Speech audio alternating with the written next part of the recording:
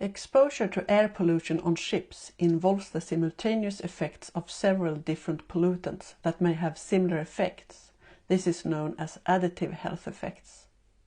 A model called the Cumulative Risk Index is used to assess and evaluate the health risk posed by the combined exposure to several chemical substances. The risk index is calculated as the sum of ratios between measured concentrations and their respective recommended guideline levels or the occupational exposure limit levels.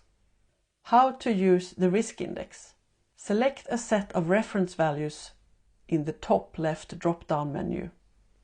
Indoor air guideline values are for assessment of air quality in general indoor environments, including the accommodation and office spaces on ships. Occupational limit values help to assess the exposure in work environments, such as engine rooms or other work-related spaces.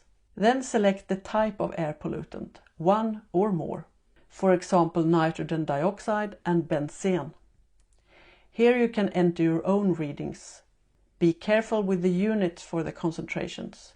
It should be in micrograms per cubic meters.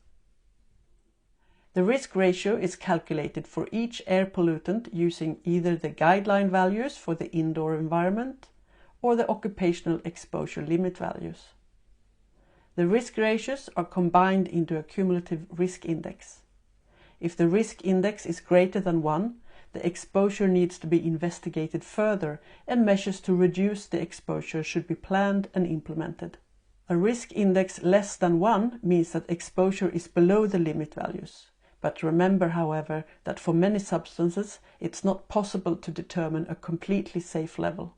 It is important to always adapt the risk assessment to the conditions of the workplace. If you want to start a new search, you can click Clear Filter. Here you can download the entire database as an Excel file.